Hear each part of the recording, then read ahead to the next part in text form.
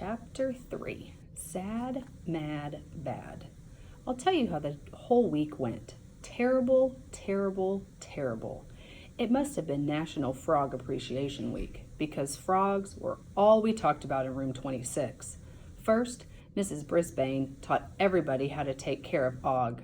The students gathered around as she put on rubber gloves, picked up the insect container, and sprinkled a few into Og's tank. She didn't seem too happy about the crickets, which turned out to be quite large and ugly. The way they leaped around the tank, no wonder Og went boring. "Did you see his tongue?" AJ bellowed. "It must be a foot long." "Oh, he ate one," Heidi squealed. "Gross," said Seth as Og's tongue grabbed the rest of the crickets. "I want to pet him," said Mandy. Before anyone could stop her, she slid the top off the tank, reached down, and picked up the big lump of frog. "No, Mandy," said Mrs. Brisbane, but it was too late. "He peed on me," Mandy shrieked, dropping Og back into his tank. Not that I blame her. What unsqueakably bad manners. Is that any way for a classroom pet to act? Seth jumped back, shaking his hands. "Ooh!" Gail giggled, of course, as did everyone else. "Wash your hands with plenty of soap and hot water," Mrs. Brisbane told Mandy. To the rest of the class, she said, "That's what frogs do when they're frightened. We must all be gentle with poor Og. If you have to touch him, you must wear gloves. Pick him up by the shoulder blades and never squeeze his stomach, or you'll hurt him." She ordered my classmates back to their seats, not including Mandy, who was washing her hands. Then we had to learn more frog facts. They don't start out as cute, furry little pet babies like hamsters. No, no, no. They start out as funny little tadpoles, then grow into ugly-looking pollywogs and end up as big, lumpy frogs with bulgy eyes. For some strange reason, everyone was fascinated with frogs, except Tabitha and me. She paid more attention to her stuffed bear than anything else in class. I overheard Mandy complain to the other girls that Tabitha wasn't very friendly.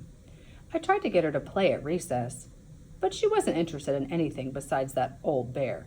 She's a big baby. Cy murmured, "Maybe she's shy." I was pleased that Cy had learned to speak up, but the other girls decided Tabitha was just unfriendly, like someone else who was new to room 26. After so much frog talk, Mrs. Brisbane moved on to the subject of poetry. First, we read a scary poem about a tiger. We also read a poem about a bee, followed by a silly poem about a purple cow. Some poems rhyme and some don't, but there are a lot of rhyming words like moon and June and cat and rat. Funny that those last two words rhyme, isn't it? At night, while Og stared into space, I made lists of rhyming words in my notebook. Better than trying to talk to him, as he continued to give me the silent treatment. Jumpy, bumpy, grumpy, lumpy. Funny that those words rhyme too. After a few days spent reading poems, Mrs. Brisbane said it was time for us to write our own poems. There were louder groans than the first time she mentioned poetry. Mrs. Brisbane held up her hand, which meant everybody had to be quiet. All of this in preparation for Valentine's Day, when our class will present a poetry festival for all the parents. Each of you will recite a poem you wrote or one you like. There were no groans now. In fact, some of the students looked excited. Even Pay Attention Art Patel was paying attention. Mrs. Brisbane explained that our assignment was to write a poem about an animal, at least 6 lines long, with words that rhymed. Mandy raised her hand, and teacher called on her. "My name rhymes with candy cane," she proudly announced. Mrs. Brisbane smiled. "That's right, Mandy Payne rhymes with candy cane. Does anyone else have a rhyming name?" "Richie rhymes with itchy," AJ blurted out. "What?" asked "Repeat it, please, Richie." Words were flying through my brain. Humphrey, Fumfrey, Dumfrey, Lumfrey. "Gale rhymes with hail." Heidi forgot to raise her hand again. "And fail," Kirk murmured. "I heard that Kirk Chin," said Mrs. Brisbane. "Well, Kirk rhymes with jerk," said Heidi, who was always ready to defend her best friend, Gale. "Please, no more," Mrs. Brisbane said firmly. "Kirk also rhymes with work, so let's get back to work." I never saw my classmates work so hard before. Richie chewed on his pencil, Seth jiggled his leg, Heidi erased more than she wrote. Kirk scratched his head, and Miranda wrote and wrote and wrote. Then she stopped writing and raised her hand. Mrs. Brisbane, can you think of anything that rhymes with hamster? She asked. Let's throw that one out to the class, said the teacher. Anyone? Leave it to Golden Miranda to ask such a good question. It got everybody thinking. Because it was so quiet, you could have heard a pencil drop. 2 pencils did drop, in fact. How about gangster? A voice called out. Raise your hand, Heidi. Mrs. Brisbane walked to the board. How about that, class? Does hamster rhyme with gangster? She wrote the words on the board and repeated them. Hear that? They don't have quite the same sound, do they? Well, I would hope not. Gangsters are bad guys, and I'm definitely a good guy. Maybe you better find another word to rhyme, the teacher instructed. Try Humphrey, I squeaked in encouragement. There had to be something that rhymed. Try frog, shouted AJ. Lower your voice, AJ, Mrs. Brisbane reminded him. And raise your hand, added Heidi. Mrs. Brisbane shook her head, then began to write words on the board as my classmates shouted them out. Dog, fog, log, slog, clog, and more. Nothing rhymed with hamster, but everything rhymed with frog. How depressing. I wonder how many words rhyme with sad, like mad and bad. After recess, it was Miranda's turn to clean my cage. She always does an extra good job of cleaning my potty corner and changing my water and bedding. And she always has a special treat for me, like a piece of cauliflower. Yum. Sorry, Humphrey, I tried to write a poem about you, she told me. I think I'm going to have to write about Clem instead. Clem was Miranda's dog, the one who tried to eat me when I stayed at her house. How Golden Miranda could put up with Clem was beyond me. That night, I wrote my very first poem ever. I asked Og if he wanted to hear it. His silence wasn't too encouraging, but I decided to read it anyway. When Mrs. Mack left me for Brazil, she made me sad, sad, sad. When Clem the dog was mean to me, I felt real mad, mad, mad.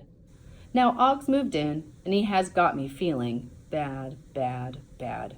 In fact, this is the worst week I ever had. I wanted to hear Og applaud or at least give me a grudging boing. I heard only silence. When I glanced over at my neighbor, he was grinning from ear to ear. Or would he have been if he had ears? Somehow, his smile didn't cheer me up at all. I felt better the following day, though, because it was Friday. That meant I would get a little break from room 26 and the green and grumpy lump. Every weekend, a different student took me home, and I'd had many wonderful adventures with my classmates and their families. I've even gone home with Principal Morales. This week, I was going home with Wait for the Bell Garth Tugwell. He'd wanted to take me home for a long time. Can I take Og home too? Asked Garth. I think Og can stay here, Mrs. Brisbane answered. Frogs don't need to eat every day, except when they're young. Funny, I didn't feel so sad, mad, bad anymore. Can't your mom pick us up? AJ asked Garth after school. I couldn't see him, but I could hear him as we waited outside for the bus. I had a blanket over my cage because it was cold outside. I didn't mind, though, as long as I was far, far, far away from Og, who hadn't even tried to say goodbye to me. My dad said not to bother. She's been sick, said Garth. Couldn't your mom pick us up? I wish, AJ sighed. She has to pick up my sister from kindergarten and put the baby down for a nap. Did you tell your folks about Bean? Asked Garth. At least I thought he said Bean. Things sounded a little muffled under the blanket. Nah, said AJ. Last time I said somebody was picking on me, my dad signed me up for boxing lessons. I hated people punching me. It was worse than being picked on. I tried to sort out what AJ meant about getting picked on. By a bean? By a boxing bean? I didn't have time to figure it out before the bus arrived. Here goes, said Garth, lifting my cage. Let's stick together no matter what. Okay, be sure to sit in front by Miss Victoria, whispered AJ. That's the safest. By the scuffling and shuffling sounds, I could tell that we were on the bus.